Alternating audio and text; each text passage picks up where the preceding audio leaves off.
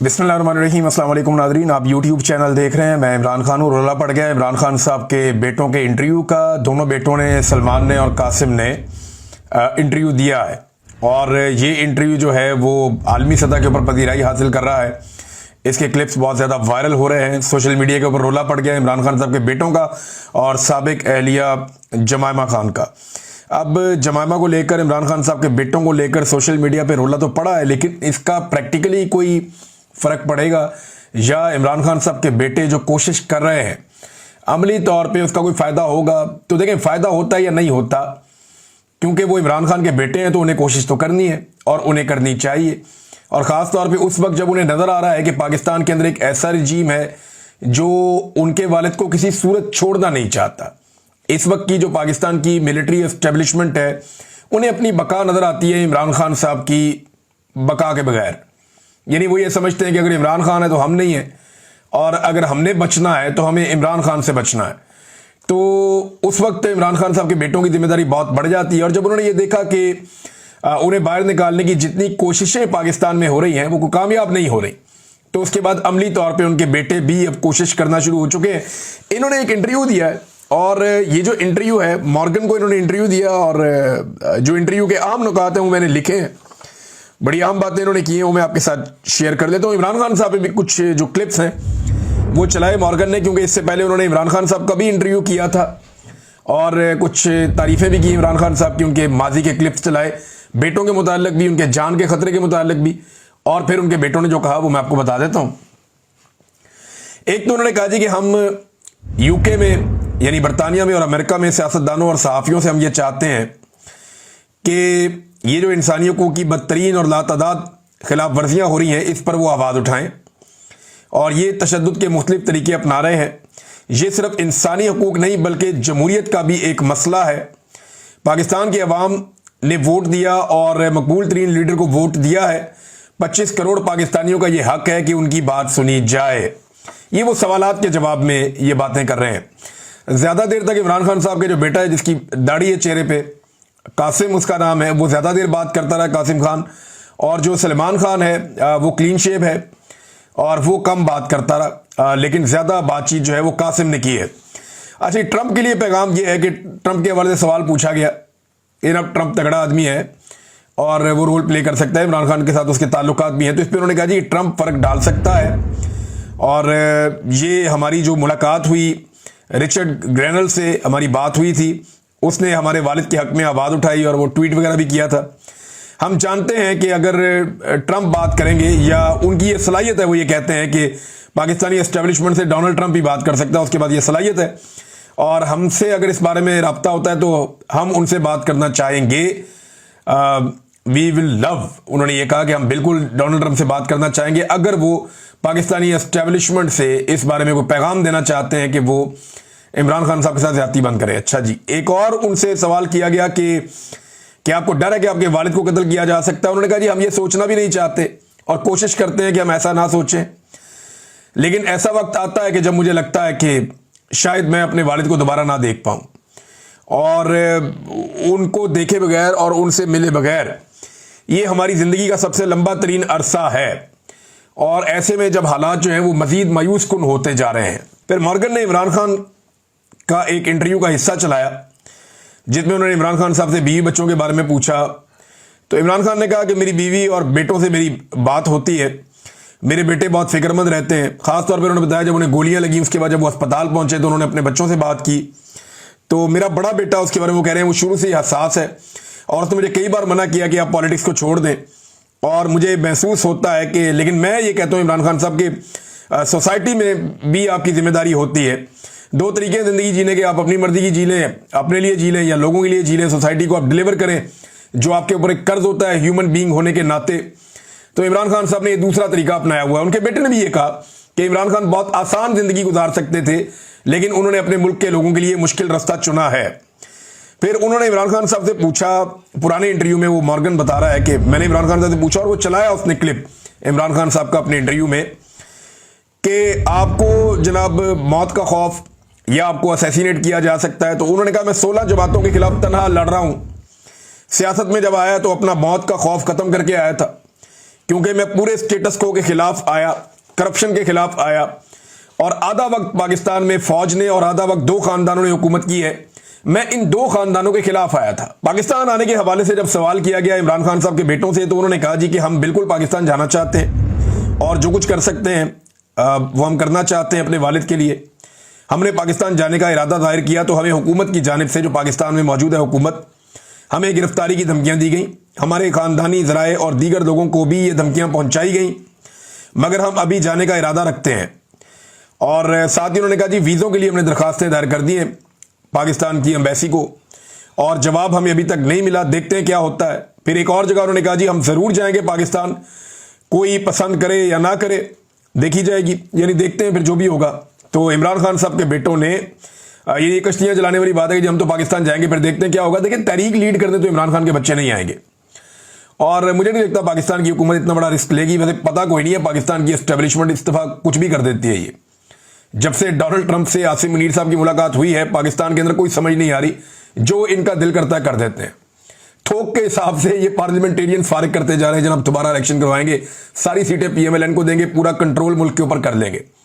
लेकिन फर्ज करें 350 सीटें, तो सारी की सारी भी अगर ये ले जाएं, 350 के लगभग सीटें हैं कौमी असेंबली की, और 100 सेनेटर है। अगर ये सारी सीटें भी ले जाए पाकिस्तान की मिलिट्री एस्टेब्लिशमेंट, तो क्या ये मुल्क चला लेंगे? क्या एमएनए और सेनेटर से मुल्क चलता है? क्या एमपीए वजीर आजम और वजीर आला से मुल्क चलता है? नहीं, मुल्क चलता है अवाम के कॉन्फिडेंस से, और अवाम को बिल्कुल कॉन्फिडेंस नहीं है मौजूदा हुकूमत के अंदर। एड़ी चोटी का जोर लगा दे एस्टेब्लिशमेंट, ये मुल्क नहीं इनसे चलना। ये तब तक नहीं चलना जब तक कि अवाम की मर्जी के फैसले नहीं माने जाते। अवाम की मर्जी से चलाएंगे तो मुल्क चलेगा, जब आप अवाम की मंशा के खिलाफ चलाएंगे तो मुल्क नहीं चलेगा। जब आप मैंडेट का एहतराम नहीं करेंगे तो मुल्क नहीं चलेगा। ये जो खुराफात हैं ये रहेंगी, लोगों में कॉन्फिडेंस ही नहीं है, लोग पाकिस्तान छोड़ छोड़कर जा रहे हैं।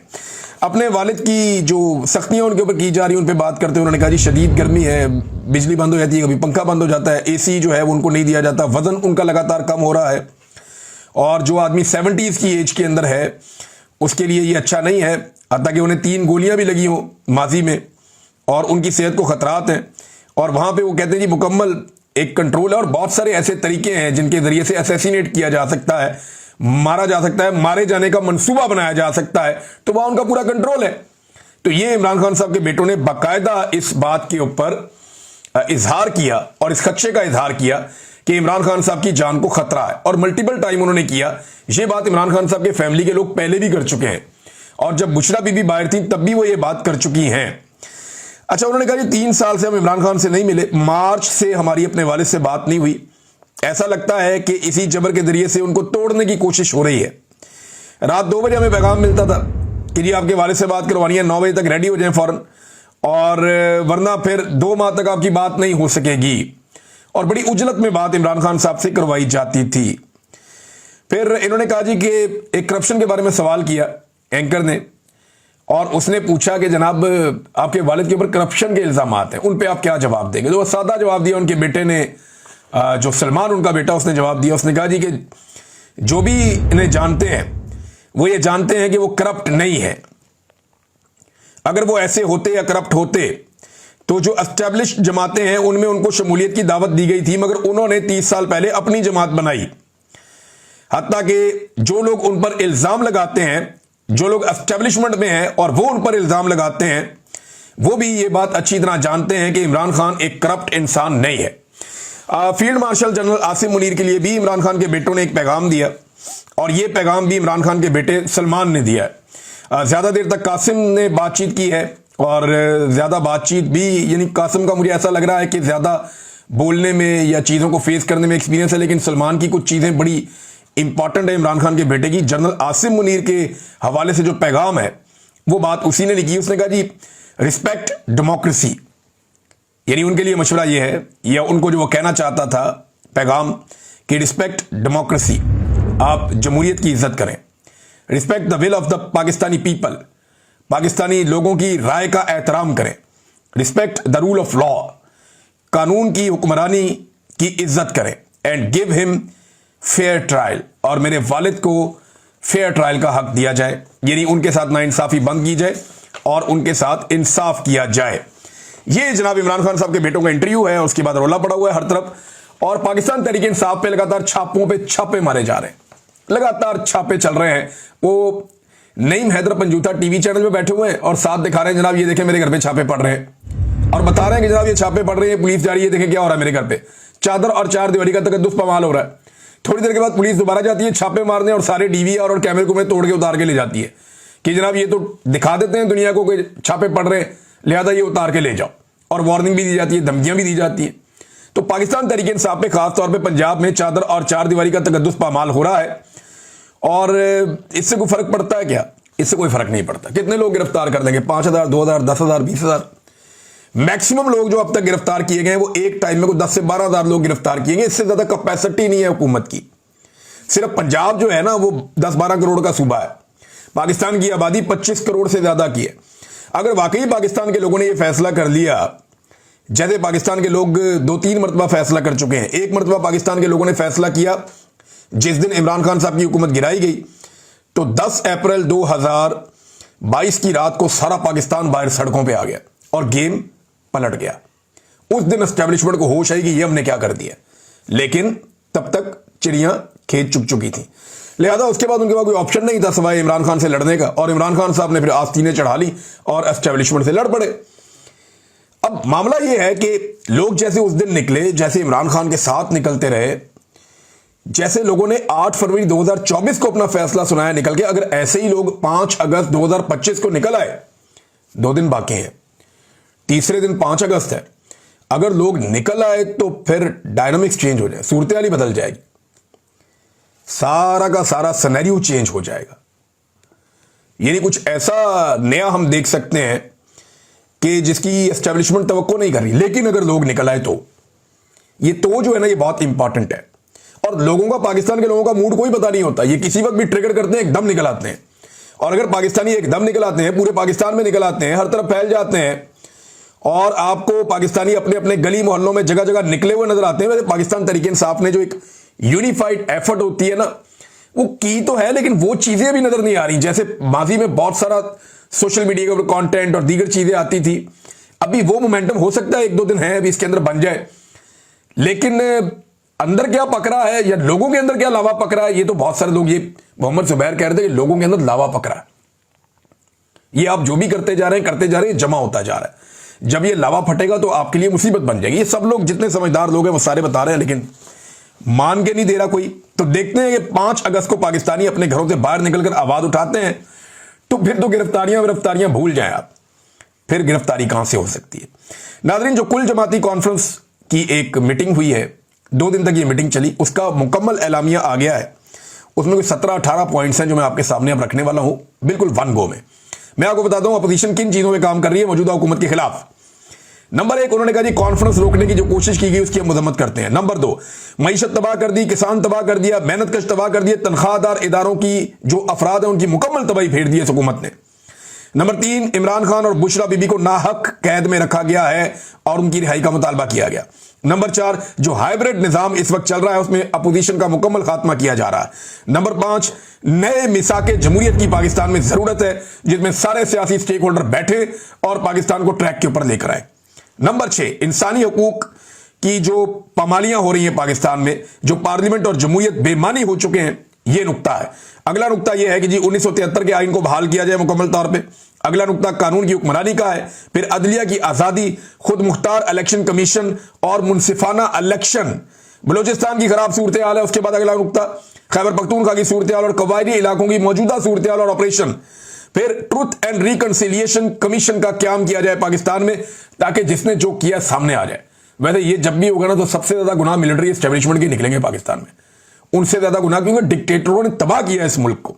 फिर पानी की तकसीम का मामला है, वो भी इसमें उठाया गया, बड़ा इंपॉर्टेंट इशू है। इंतकामी कार्रवाइयों का तदारुक किया जाए जो की जा रही है लोगों के साथ। मीडिया की आजादी का एक नुक्ता इसमें उठाया गया। बैनुल अक़वामी ताल्लुकात के हवाले से भी एक नुक्ता उठाया गया कि जिस तरीके से पाकिस्तान नीचे से नीचे ही चला जा रहा है, यानी पाकिस्तान को शायद परवाह नहीं है इस बात की, या समझ ही नहीं आ रही कि पाकिस्तान किस तरह डील कर रहा है। मैं आपके सामने भी रखूंगा, आप हैरान हो जाएंगे।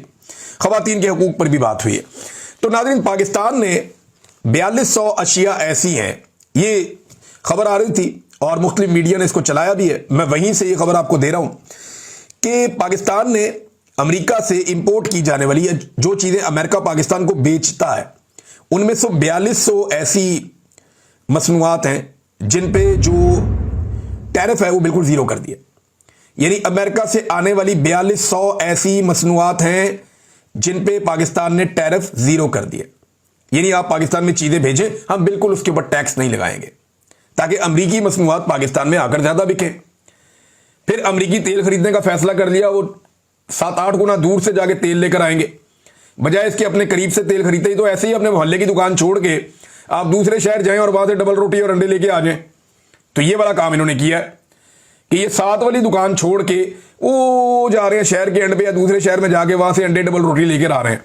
वो जितने का अंडे डबल रोटी नहीं है उतने का तो उसके ऊपर वो खर्चा हो जाएगा। बहरहाल खर्चा तो बढ़ना ही बढ़ना है, क्योंकि अमेरिका को खुश करना है। फिर पाकिस्तान में जो अमेरिका ने टैरिफ लगाया वो 19% का लगा दिया, डायरेक्ट लगा दिया, कोई माफी नहीं, 19% का टैरिफ है। हमने 0 कर दिया, उन्होंने 19% कर दिया। मादनियात भी हम दे रहे हैं, हमारा तेल भी वो निकाल रहे हैं, पता नहीं कहां है वो, लेकिन तेल निकाल रहे हैं। और इसके अलावा अमेरिकी तेल भी हम खरीद रहे हैं। और फिर सारे मिलकर कहते हैं ये कामयाब मुआहदा है। ये कामयाबी सिर्फ एक चीज की है, ये मुआहदा सिर्फ एक नुक्ते पे कामयाब है, और वो ये है कि डोनाल्ड ट्रंप या उसकी हुकूमत पाकिस्तान में इंसानी हकूक के मामलात पे, अपोजिशन को दबाने के मामलात पे, और पाकिस्तान के अंदर रूल ऑफ लॉ पे, पाकिस्तान के अंदर आजादी इजहार राय पे, इन चीजों के ऊपर खामोश रहेगी, इनके ऊपर बात नहीं करेगी। जो इमरान खान के साथ ज्यादतियां हो रही हैं उनके ऊपर इंटरनेशनली कोई आवाज नहीं उठेगी। बस यही एक पाकिस्तान की मिलिट्री एस्टेब्लिशमेंट और मौजूदा रिजीम के सारे स्टेक होल्डर्स की एक ये कामयाबी है। पाकिस्तान के लिए इसमें क्या है, नजर ही कुछ नहीं आ रहा पाकिस्तान के लिए इसमें कुछ। यानी इसके अंदर क्या है, 4200 अमरीकी मसनूआत पे हमने दरामदात पे टैरिफ जीरो कर दिया है। जो हम मंगा रहे हैं उस पर टैरिफ हमने जीरो कर दिया, अमेरिका को फायदा ही फायदा, और पाकिस्तान का 19%। ये तो एक जैसे ताल्लुकात नहीं है, ये तो अलग अलग चीजें हैं। और नाज़रीन एक और खबर मैं आपके सामने रखता हूं कि एक ट्वीट में देख रहा था मरियम नवाज का, एक जगह को मजमा लगा हुआ था और वो एक बंदा इंटरव्यूज कर रहा था कुछ नून लीग के लोगों को इकट्ठा करके, तो वो नून लीग की तारीफें कर रहे थे कि जनाब यहां सारे नून लीगी हैं, मरियम ने ये कर दिया तो वो कर दिया, थे हंज करता थे हुंज करता। देखें, जो हुकूमत ही जाली है वो जो मर्जी करे, उसके क्रेडिट पे कुछ भी नहीं आ सकता कि हुकूमत ही जाली है। भाई अगर आपको लाकर जबरदस्ती बिठा दिया गया और बैठ के आपसे कोई अच्छा काम ले लिया गया तो इसका मतलब ये तो नहीं है कि आपकी हुकूमत लेजिटिमेट हो जाएगी।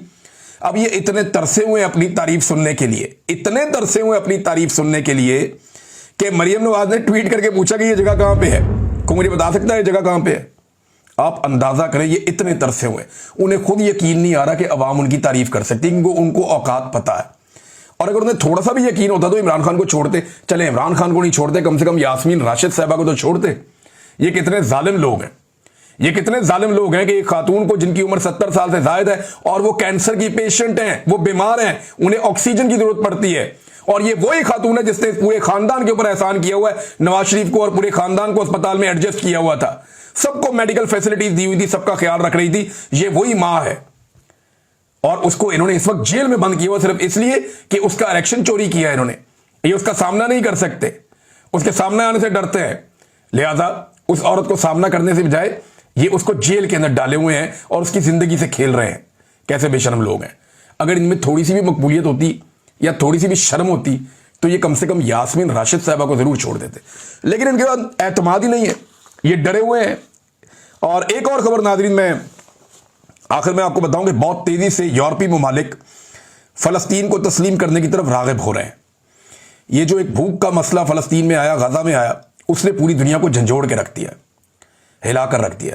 पाकिस्तान ने इस पर कोई बात नहीं की है सच, लेकिन जर्मनी ने, फ्रांस ने, बेल्जियम ने और स्पेन ने फिजाई इमदाद जो है वो गाजा में गिराई है, और बहुत बड़े बड़े पैकेजेस जो हैं वो गाजा के अंदर मुख्तलिफ इलाकों के अंदर उन्होंने ड्रॉप किए ताकि लोग उन्हें खाएं, और बहुत सारे लोग भूख से वहां शहीद हो गए, जिनकी तादाद 150 से 200 के दरमियान बताई जाती है गुज़िश्ता चंद दिनों में। फाकों की नौबत आ गई लोगों के लिए, पीने का पानी नहीं है, खाने के लिए कुछ नहीं है, बच्चे ग़िज़ाई किल्लत का शिकार हैं, बिलखते हुए फौत हो रहे हैं। ये हालात हैं गाजा के अंदर, और रोज़ाना की बुनियाद पर उनका कत्लेआम भी किया जा रहा है। अब यह भी इतला आ रही है कि यूरोपीय ममालिक बहुत तेज़ी से फ़लस्तीन को तस्लीम करने की तरफ राग़िब हो रहे हैं। यानी फ्रांस ने, जर्मनी ने, इंग्लैंड ने, ऑस्ट्रेलिया ने, कनाडा ने और ममालिक ने जो है वो इस बारे में रजामंदी जाहिर की है, और वो ऐलान करने जा रहे हैं। ये ममालिक कहते हैं कि अक़वाम मुत्तहिदा का जो सेशन आएगा सितंबर के महीने में जो हर साल आता है, तो उसमें ये लोग फलस्तीन को तस्लीम कर सकते हैं। बाकायदा कंडीशंस इन्होंने रख दी हैं और कुछ ने फैसला भी कर दिया है।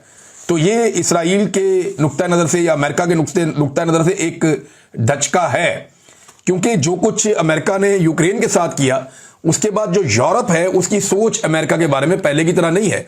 मुझे ऐसा लगता है वो थोड़ी सी ट्विस्ट हुई है। यूरोप को ऐसा लगता है कि उनकी प्रोटेक्शन के लिए जो उन्होंने पूरा इन्हिसार अमेरिका पे किया था वो नाकाफी है। वो अमेरिका को एक इत्तेहादी के तौर पे तो रखेंगे, दूसरा ऑप्शन कोई नहीं है, लेकिन साथ ही साथ वो अपने फैसले करने में कुछ थोड़ा अपने आप को आज़ाद करेंगे, ऐसा दिखाई दे रहा है। अब तक के लिए इतनी, अपना ख्याल रखिएगा, अपने इस चैनल का भी। अल्लाह हाफ़िज़।